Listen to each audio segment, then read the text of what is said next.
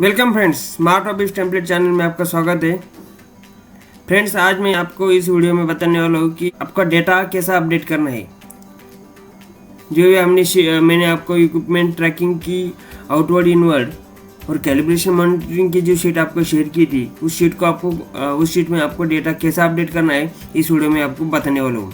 तो दोस्तों, आपने अगर वो पार्ट फर्स्ट नहीं देखा है तो पहले आप वीडियो के डिस्क्रिप्शन में पार्ट फर्स्ट वीडियो की जो लिंक प्रोवाइड की है उस लिंक में जाके वीडियो देख लीजिए, तो आपको मोर क्लियरिटी आएगी। अभी उस वीडियो के डिस्क्रिप्शन में मैंने इस शीट की डाउनलोड के लिए लिंक भी प्रोवाइड की है और इस वीडियो में भी एक डाउनलोड लिंक है, तो वहाँ से आप शीट डाउनलोड कर सकते हो। और आपको डेटा कैसा अपडेट करना है अब हम देखेंगे। पहले तो शीट डाउनलोड करने के बाद आपको ये येलो कलर में से डेटा क्लियर कर देना है। सारे शीट में से सिर्फ येलो कलर में आपको सिलेक्ट करके डेटा क्लियर करना है, क्योंकि सिर्फ येलो कलर में ही आपको डेटा अपडेट करना है। बाकी जो रेस्ट सेल है उसमें फार्मूलाज है, तो सिर्फ येलो कलर में जो डेटा है उसी को आपको क्लियर करना है। ऐसा सिलेक्ट करना है और सिलेक्ट करके डिलीट बटन दबाना है। इस तरह से आपको क्लियर करना है। ये जो सैंपल डेटा मैंने यहाँ फीड किया है आपको क्लियर कर देना है। इन तीनों शीट में ही सिर्फ डेटा है, तो सिंपली आपको अभी डेटा अपडेट करना का है। पहले तो मास्टर लिस्ट में आपको क्या करना है कि आपके जितने भी इक्विपमेंट्स है उस इक्विपमेंट का आईडी नंबर या आईडी नंबर से स्टार्ट करना है। समझो, ये आईडी नंबर है, इक्विपमेंट नेम है वर्नियर कैलिपर। इस तरह से वर्नियर कैलिपर एंटर करेंगे। एनालॉग टाइप का वर्नियर है, इसका मेक है मिटिडियो,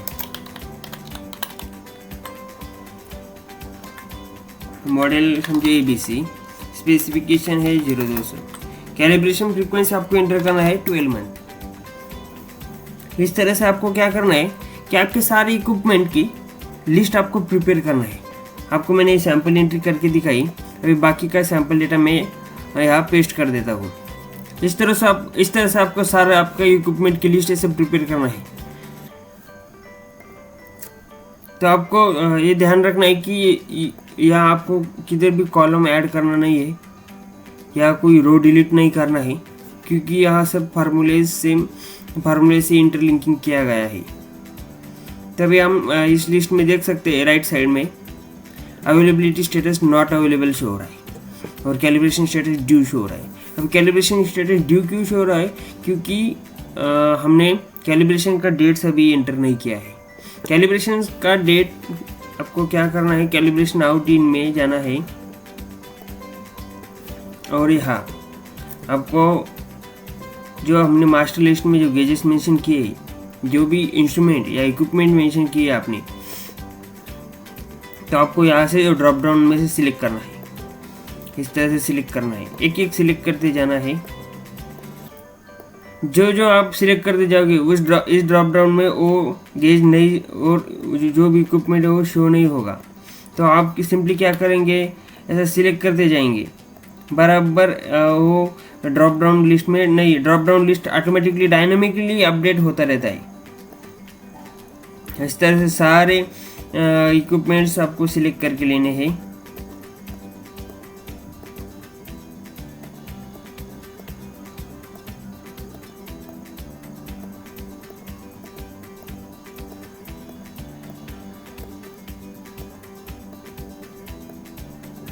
कैलिब्रेशन आउट इन में ऐसा आप सारे इक्विपमेंट सिलेक्ट करके लेंगे। अभी ये क्या है, अभी आपका ये इनपुट डेटा है कि नहीं, आपने जो भी डेटा आप एग्जिस्टिंग शीट जो भी यूज़ कर रहे हैं उस शीट में से डेटा यहाँ ले रहे हैं। तो क्या है, अभी ये आपको पहले तो ये इनपुट डेटा आपको प्रोवाइड करना पड़ेगा। बाद में जब आप फिजिकली कैलिब्रेशन के लिए भेजोगे तब यहाँ नीचे आपको एंट्रीज करना है, पर पहले आपको शीट यूज़ करने के लिए चालू करना है तो आपको ये सैंपल एंट्रीज आपको करना ही पड़ेगा। पहले शीट से आपको डेटा लेना है। अब यहाँ नेम ऑफ इंजीनियर, अब यहाँ कौन इंजीनियर लिखे गया है या कोई तो रिस्पॉन्सिबल पर्सन का आपको यहाँ नेम एंटर करना है। और यहाँ कैलिब्रेशन कब कैलिब्रेशन के लिए भेजा और कैलिब्रेशन डेट कब किया और उस कैलिब्रेशन का कुछ सर्टिफिकेट नंबर वगैरह होगा तो आपको एंटर करना है। अभी यहाँ नेम ऑफ इंजीनियर एंटर करता हूँ मैं। कैलिब्रेशन सेंड का डेट है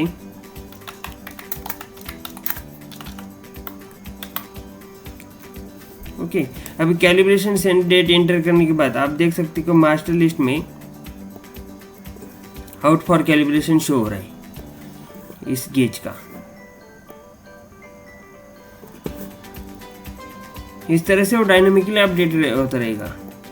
और जब आप यहाँ कैलिब्रेशन करके कैलिब्रेशन किया है ऐसा अपडेट करोगे तो मास्टर लिस्ट में आप शो दिख सकते हैं कि यहाँ स्टेटस होके शो हो रहा है और अवेलेबल शो हो रहा है।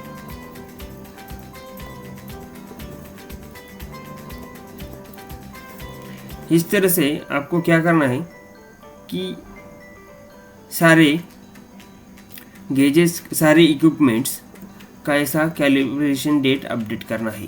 देख सकते हैं कि मैंने सैंपल एंट्रीज की है। अगर कुछ एग्जिस्टिंग आपने इक्विपमेंट्स कैलिब्रेशन के लिए सेंड किए हैं तो वो भी आप ऐड कर सकते हो। सिर्फ उनके सामने ऐसा कैलिब्रेशन डेट है ना वो ब्लैंक रखना है। जो सिर्फ कैलिब्रेशन के लिए जो भेजे है वो उनका उसकी डेट यहाँ एंटर करनी है। तो उस हिसाब से मास्टर लिस्ट में आप देख सकेंगे जो आउट फॉर कैलिब्रेशन है आउट फॉर कैलिब्रेशन शो होंगे। अब ये तो हो गया कैलिब्रेशन का आपको कैसा मैनेज करना है इस शीट में।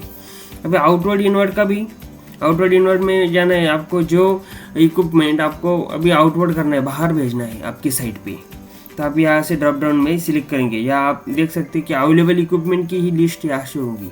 तो सिर्फ सिंपली आपको इक्विपमेंट सिलेक्ट करना है ऑटोमेटिकली बाकी का डिस्क्रिप्शन आ जाएगा।